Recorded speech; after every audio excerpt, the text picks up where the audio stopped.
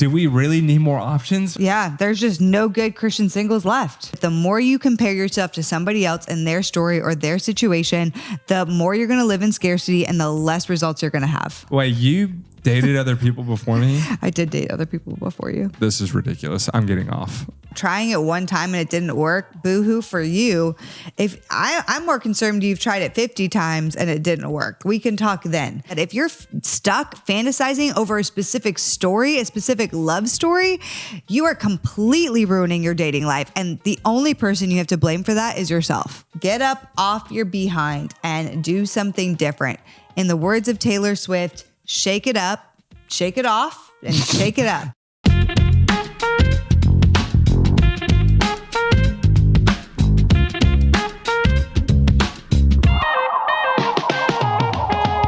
JJ, I don't know where to meet quality Christians. I tried dating apps. I've tried setups. I've tried meeting at church. No good Christian guys. They just literally don't exist. I don't know what to do. Yeah, I mean, you sound real fun. Like, I definitely want to introduce you to a friend right now on a date. I mean... Yeah, I've had to figure everything out on my own. I have an amazing career. I'm a boss woman. I know who I am. I've done healing. I have a therapist. I have great community. My life is full. All I need is that perfect person for me, and they just aren't out there. I mean, I can't find them.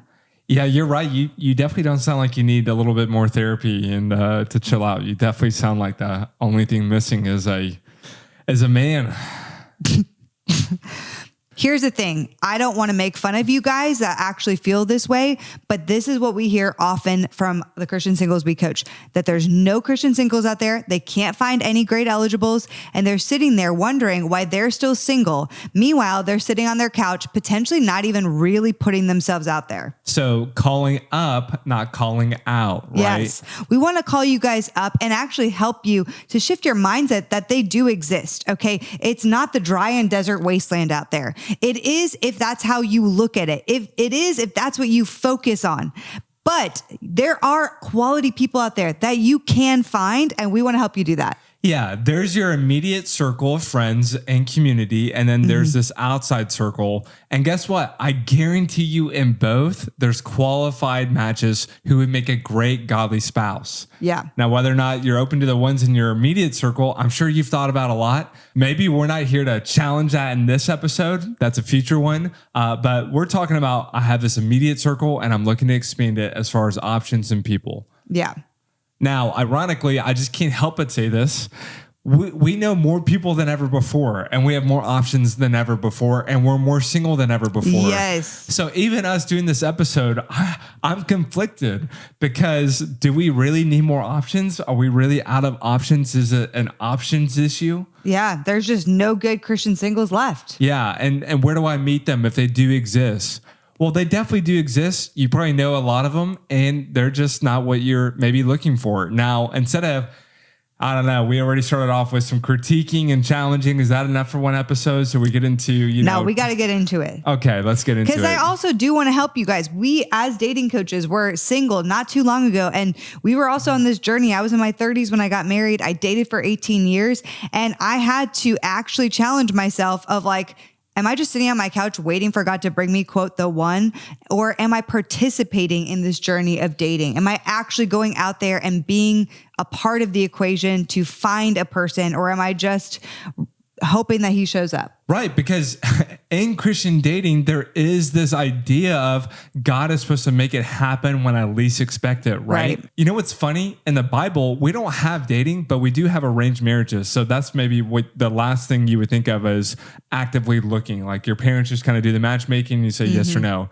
Here's the problem. The Bible actually multiple times, and the few times it does talk about marriage and finding a spouse, inherently talks about the idea of searching and finding, right? Well, so what do I mean by that? Well, Proverbs 18:22, he who finds a wife finds a good thing and obtains favor from the Lord. Let's break that down for a second. So not only is a wife or a spouse a really good thing from God, it's a gift. What does the first part say? Find. He who finds a wife.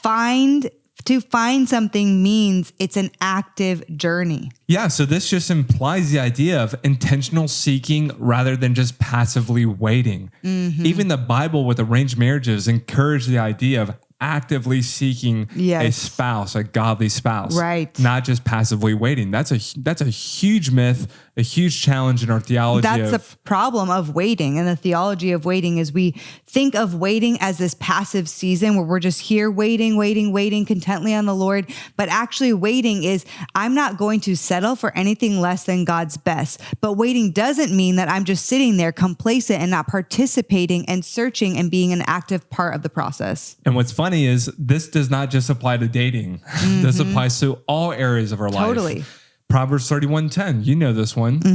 An excellent wife, who can find? She is far more precious than jewels. I love that one. Not only because I feel so grateful that I found one, and I have a crown jewel that I get to celebrate and look at every single day.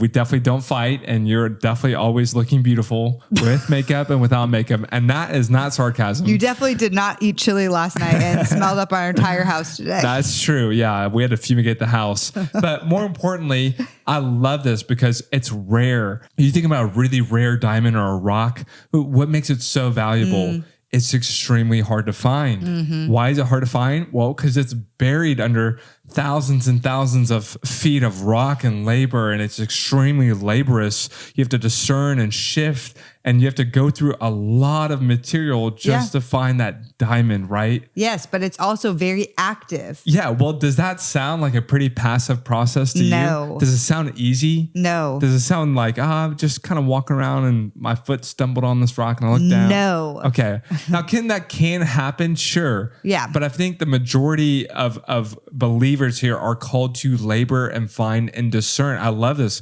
discernment and effort to find that rare rock. Yes. And it's okay to have a standard of a rare, valuable rock, like a diamond. But not too rare, like 50 qualities and all these crazy expectations. Okay, yeah, that's another episode. All right, should I do another one or should we get into the episode? Let's get into the episode. Wow, someone doesn't like the Bible. Oh, yikes. No, I do. I just think that people want to know, how are they going to meet someone?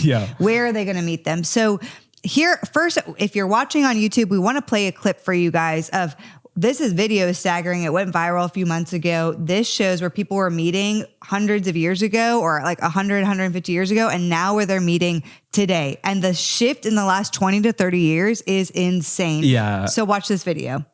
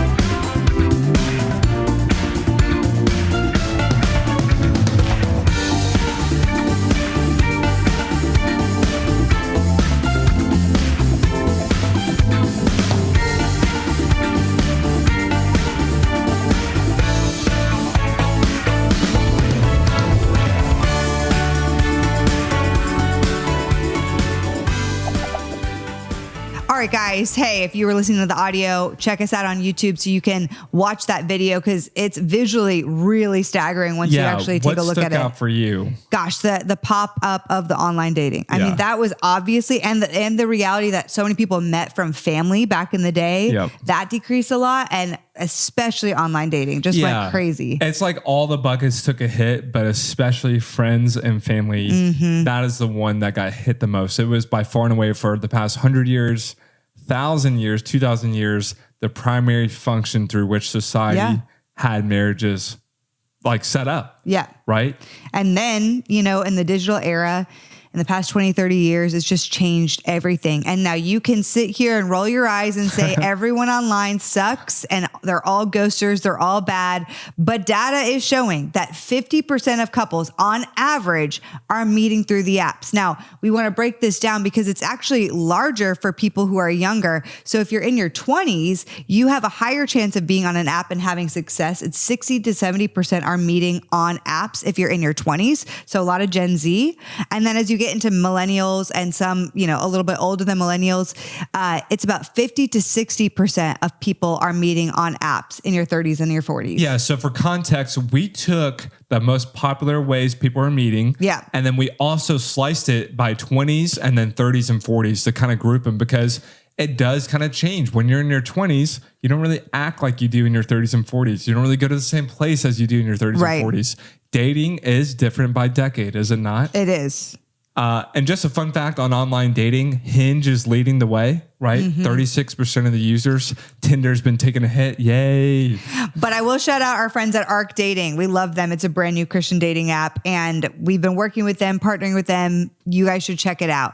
I get it, you guys. There's eye rolls with dating apps, okay? But it is the biggest way, especially if you're younger. You're going to meet someone. Were you surprised to see those numbers? And it was stable year over year, meaning 2024 had about the same amount of users as it did in 2023. There wasn't this massive drop off. Yeah, I think that there's like this thought today, and there certainly is a buzz that there's less online dating usage. And while maybe that is the case, I actually think it's just the case for older people and not for younger people.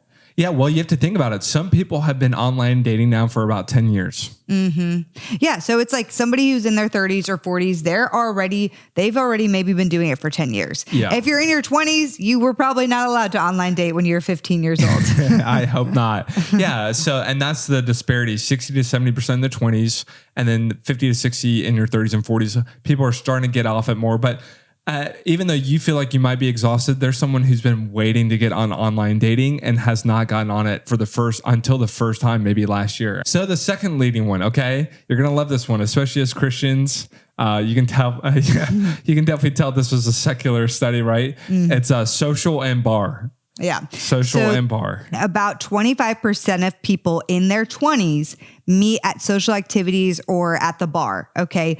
And this goes down in your 30s and 40s to around 20%. And I would have to say, I don't know the stats for the Christian culture, but it probably is even lower than this. It's probably lower. Yeah. And overall, this is trending downward as well. And I would just say, I don't think a bar is a great place to meet a Christian godly person. And why?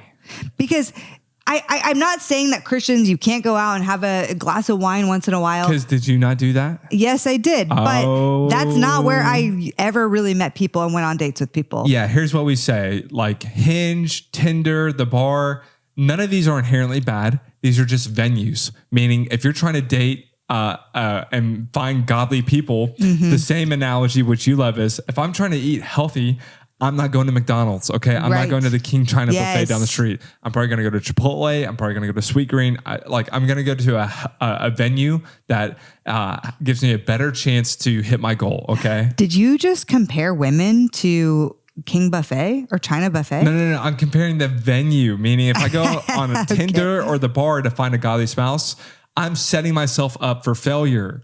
Meaning, if I go to Sweet Green, if I go to Chipotle, I am setting myself up for success. I got you. To find a godly spouse. Well, let's go to the third highest category, which used to be the highest category overall for the last hundreds and hundreds of years. It obviously has taken a dip, but it's still the third highest, and it's through friends or through mutual friends.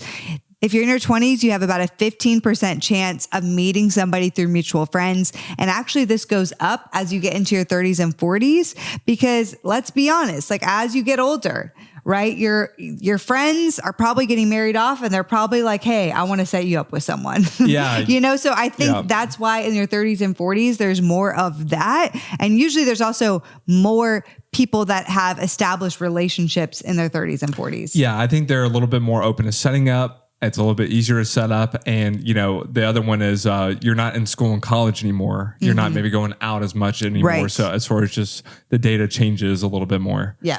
Okay. The third highest group is your workplace. This one's hilarious. This is wild to me because of all the dating stories I know to this date, which there are thousands, I never hear of people meeting at work. Yeah, I can't remember the last one I heard at work. Very rarely where they work together. Now, technically, if you want to get technical, I met you while I was working.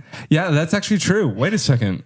I met you while I was working, but we weren't working together. No, but you were doing something and you're getting paid for it. Yes. And I was volunteering. Yes. Because I'm a good guy. So I don't know if that qualifies as we met at work because you weren't definitely also working there. Well, I think you can say like this.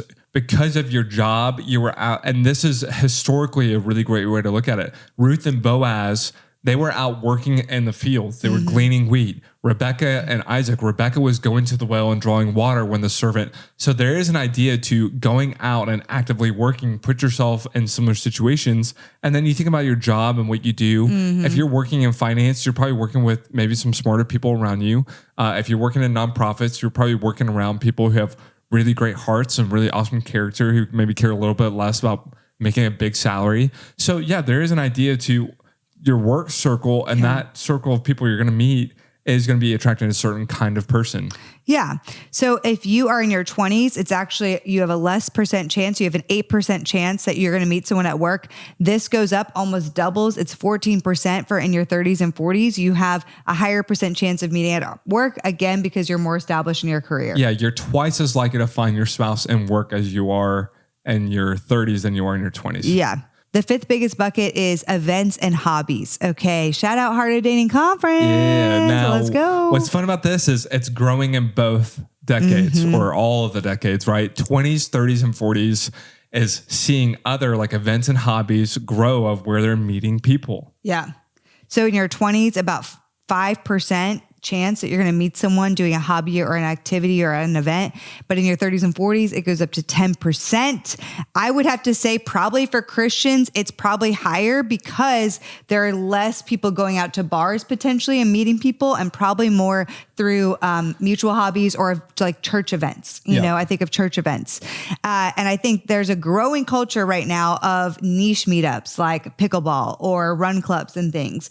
That's really a trend right now, right in 2025. And that's where a ton of people are actually meeting. Yeah. And I love the disparity. I think the reason why it's higher in your 30s and 40s is you kind of care less what the crowd is doing, and you're kind of more interested in what you actually like doing. Meaning you don't have to have 2-3 popular friends all going in this direction. Your guys all going together. It's, well, I'm okay going by myself. Yeah, I like this activity. I'm going to go try and find other people who like this activity. And I'm okay if it's not the most popular, coolest, craziest thing ever. I honestly just care a little bit less. Yeah. All right. The last bucket is school and college, which LOL, everyone's laughing. If you're in your 30s and 40s, you're like, I'm sorry, what? Like I'm school and college was decades ago. So if you're in your 20s, you have a 10% chance of meeting someone at school or in college. 30s and 40s, 3% chance. I mean, hey, it's if you're in your master's program, apparently. I know. Or going back to school. And so this is, a bucket that's mainly for people who are younger. Totally. Now, JJ, Kate, what are your top secret favorite ways to do this dating thing and find a godly spouse? Okay. Well, the number one thing we would recommend, the number one way, is through setups. Okay. I want to shout this one out because it's probably the best way. And technically you and I did meet through mutual friends. So we could say we were kind of set up. We were basically set up. Now, but Kate, it's so desperate. It's not desperate. No, Kate, you don't understand. Asking my friend for a setup is so desperate. I already know who they're going to set me up with. And I already asked them last year. It's going to be so desperate if I go back again. It's not desperate. Is applying for a job desperate if you need a job? No. No, but It's just different. It's different. No, Kait. be proud of your desire. The only place where you should be embarrassed by this desire is if it's become an idol. If you are not satisfied in your life and you need a spouse to be able to feel content, to feel true joy, to feel happiness. If you are content where you are, it's okay to desire a spouse. He who finds a wife finds a good thing. It's okay. But Kait, you're beautiful. Like I guarantee you didn't even have to ask for a setup. You probably had guys lining up. And it's just different. I promise you don't even know what it's like. You're just telling me. You can always have that mentality, but if the more you compare yourself to somebody else and their story or their situation, the more you're going to live in scarcity and the less results you're going to have. But you just don't get it. Like, have you even asked for a setup, Kait? Yes. Do you want to hear my story? Wait, you have? Yes. Tell me. Yes. So actually, Dr. Henry Cloud, who I happen to know, he's an awesome guy. Nice flex, by the way. He's a great author. If you haven't heard of him, he actually set me up right before I met you. So here's the thing. He asked me, Kait, are you single and actively dating? And I was like, yes, I am. He's like, are you open to being set up? And I said, yes, I am. And he said, okay, I have someone I want to set you up with. And I said, okay, awesome. Let's do it. And he was serious. But guess what? After he said that, it was crickets, right? Well, that's gotta be someone offering to set you up and then not following up. How often do you think that happens? Happens 99% of the time. Wait, really? I would probably venture to say. You're not crazy if someone offers to set you up and then just completely drops the ball. Yeah, because it's not their priority to get you married. It's your priority to get married, right? It shouldn't be the top thing that they're thinking unless about you're paying them and they're long. your matchmaker, like then it should be their top job. But no, they're not employed by you to find someone. And so they're not thinking about it day and night like you are. Let's be real. And so the key to a setup is the follow-up. And Dr. Cloud says this too. So guess what I did? A few weeks later, even though we had just met and he was a new friend, new connection, I was like, I'm still going to do it. I'm going to shoot my shot. I'm going to follow up with him on that setup. And you guys, I messaged him. I said, hey, I just wanted to follow up on that setup that you suggested. He called me right away and he was like, Kait, I love that you did that. And I was like, what? And he was like, I love that you followed up. That's what you have to do. I'm going to set you guys up right now. And right in that moment on that call, he group texted me and the guy he wanted to set me up with. And I did go on a few dates with this guy. And that's how you do a setup, my friends. How'd it go? That's what we're all wondering now. He's married too, so it's great. But no, how did those few dates go? He was a great guy. Why'd you hesitate? I can't say. Did you kiss him? No. No, Stop. Wait, you dated other people before me? I did date other people before you. This is ridiculous. I'm getting off. I can't do this episode anymore. You were upset. You needed a moment. Yeah. Kait and I just fought off camera. No, we didn't. That's a lie. But we have done that before. So, hey, I have a PSA though. Okay. Now, no married people are really listening to this podcast, but if you are married, I need you to stop doing this. If you are married, stop saying to your single friend, oh, well, I know this single friend. You're single. This person's single. I need to set you guys up. The only criteria that's in common there is both people being single. Wait, so they should not set them up? No, two single people should not just be set up just because they're both single. How should a married person do it? Just as a side note for me. Yeah, they should ask, hey, what are the 3 core things that you're looking for? And then try and play matchmaker. Yes, and then from there, it's like, okay, I can look. But usually what people also ask is, what's your type? That's the number one question. Let's get away from that talk because it's all about physicality, how tall they are, what they look like, blah, blah, blah. We need to say, what are the 3 core things that you value and are looking for? Okay, I love it. All right, what would be number 2, your top secret favorite way for people to meet? Hobbies, run club, pickleball, those kinds of things. I mean, that is the way to have fun, build memories, and meet people with similar interests. So am I crazy? But it kind of seems like, all right, so maybe I don't go to a bar at a Thursday happy hour because there's not going to be that many godly people. But I feel like if I go to a run club or pickleball, it's maybe a little bit less, quote, secular environment, but aren't my chances of meeting someone who's secular or godly kind of like the same as anywhere else? Yeah, it could be that you could meet people that aren't godly, but there's probably a higher chance you'll meet some godly people than at a bar. Okay, that's true. What is it possible to maybe, I don't want to like over spiritualize it and go like youth group on you. But at the same time, I feel like when it comes to hobbies and serving, it could be really great to, I don't know. I can't think of a better place to meet another person who's single or make some friends than someone with a servant's heart who's serving the homeless, who's at the food pantry, who's serving at your local foster care or adoption ministry. Like for me, I'm just like, man, what? And I'm not saying don't go to the run clubs and pickleball. I'm just saying like, what better place to meet someone? I hear you. So you would be on board with that? Yeah, I think serving is a great place to meet people, but not just at your church. It's like, because then you're just meeting the same people, even though, yes, you can meet someone at your church, but everyone's like, I can't find them at my church. So serve outside of your church at other ministries, or other organizations that have a great cause. Absolutely. Yeah, because unfortunately what happens is like you kind of have this immediate circle of friends in your network. And for some reason, everyone who you've met in there is not really, I don't know, an eligible spouse in your mind. I have a hot take for you. Okay. Do you think if somebody has a small church community where there's not a lot of eligible singles, that they should church hop and go to other churches to find people? That's a good question. I'm speaking off the cuff here. I'm not really sure the Bible talks a lot about church attendance and participating in a church. I don't think the Bible is super clear. I probably need to research that. So off the cuff, I think we've kind of made attending church and consuming and committing and being a member of one a little bit bigger a deal than it actually should be. And I think it's way more important to have a church that you abide in, you serve in, that you're faithfully around.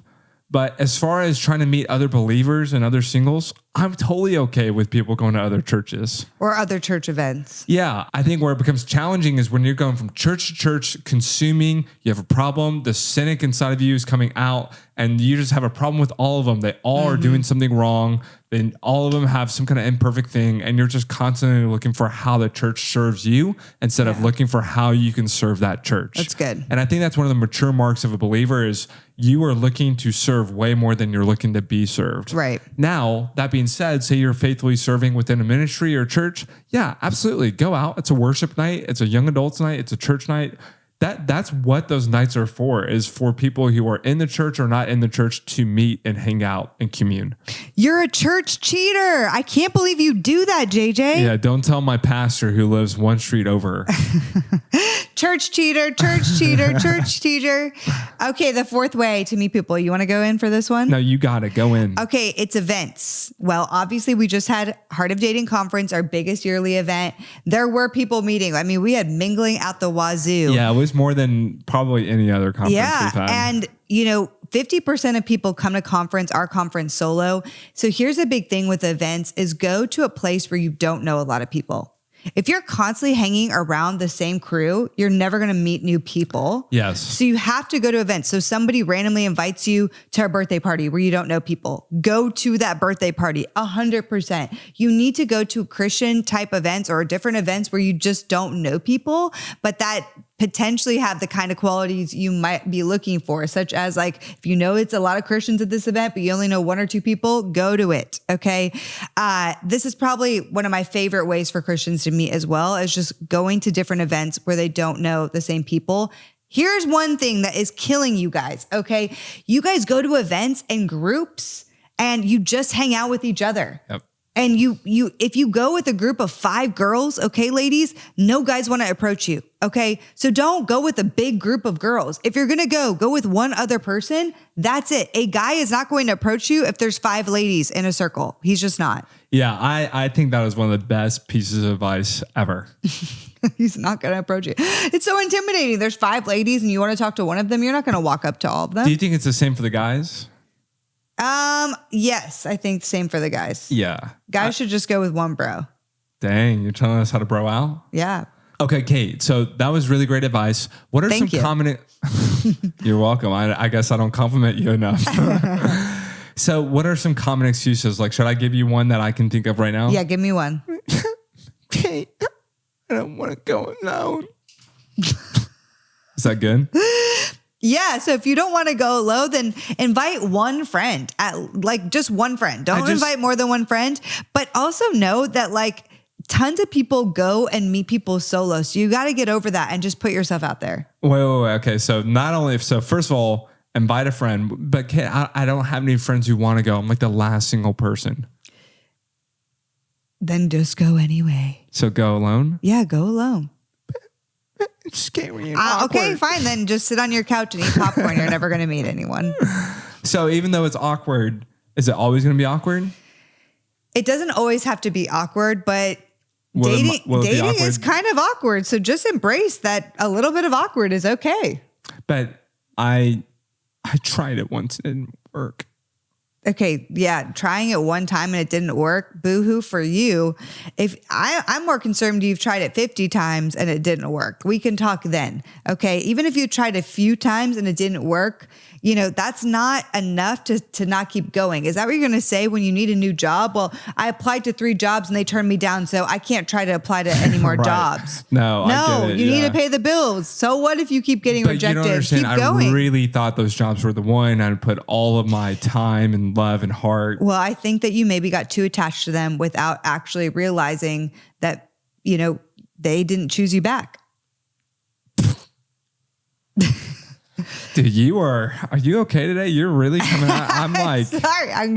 We got to get into it. I'm like feeling like I need to step in front of our listeners right now and protect them. Okay. Here's the last excuse. Okay. But JJ, I can't ask for a setup, or I can't go online. Like, it's just desperate. I don't want to be desperate. I mean, do you want it or not? Like, do you want a spouse or not? I mean, like we just read that a godly spouse is not easy to find. Mm-hmm. They're really rare and valuable. There's a lot of other people who want them too. Yeah. So what are you going to do compared to the person just like you who lives a mile away to get out in front of that person and interact with somebody? Yeah. Hey, there's one more excuse I want to address. Whoa. Okay. Just take it easy on them. Okay. So many people are not going to do what we're suggesting today, because they are stuck fantasizing over a very specific story. They want the story where they walk into Whole Foods, the skies part, they see their person across the room, they lock eyes, and they just know this is the person for them. And it's all sunshine and rainbows and butterflies from here on out. People don't want the story of, we met online. People don't want the story of, we met here. They want this picture perfect story wrapped in a bow to be able to tell people. And they're so obsessed with that story that they're not willing to get out there and do it in a new way. And so I'm here to tell you that if you're stuck fantasizing over a specific story, a specific love story, you are completely ruining your dating life. And the only person you have to blame for that is yourself.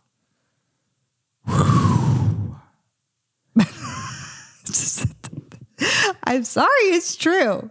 Yeah, after we are up at this episode, I think I'm going to grab Eleanor. We're going to give you some time in the house to cool off. All right. Dude, you're on a bender today.